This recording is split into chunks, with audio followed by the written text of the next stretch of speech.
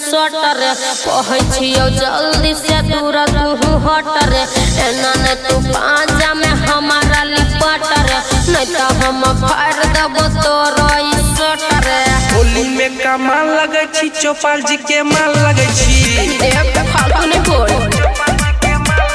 पोरे पोर लगाबो दे तू बहुते बबाल लगे छी उ त छिते छिरे होलिया में सुना छोरा एना ने तू सटर कहै छियो जल्दी से दूर तू हटर एना ने तू पांजा में हमारा लिपट नहीं तो हम फाड़ देबो तोरो ई सटर। होली में कमाल लगे छी चौपाल जी के माल लगे छी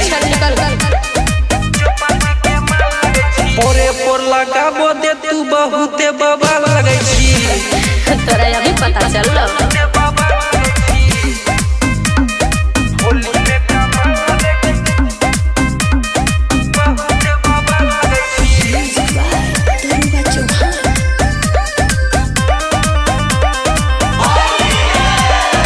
फगुआ में हमारा परख कनी मान गे नहीं तो हम तोड़ देबो चोली के बटन गे। ठीक ने लगा छो छोरा तोहर घरने में दारू पी के किए ये ना करे झगड़ा में। होली में कमाल लगे छी चौपाल जी के माल लगे छी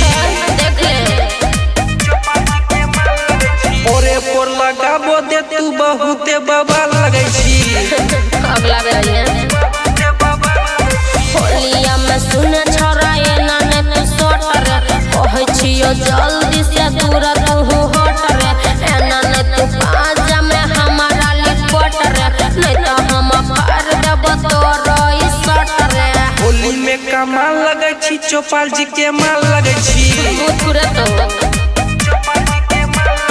पोरे पोर लगाबो दे तू बहुते बबाल लगे छी जब अपन रास्ता देख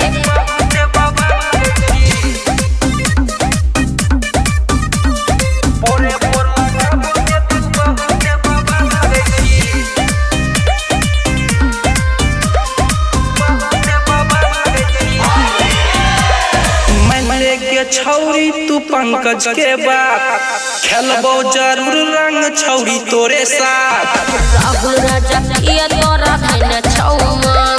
फागुन में किया छौरा करे छतु तंग। होली में कमाल लगे छी चौपाल जी के माल लगे छी ओहो हल्ला निकर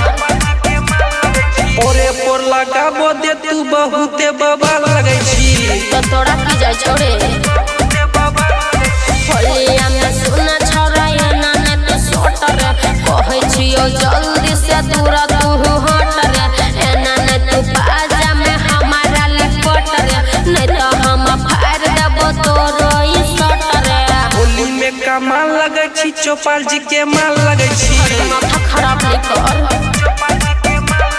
पोरे पोर लगाबो दे तू बहुते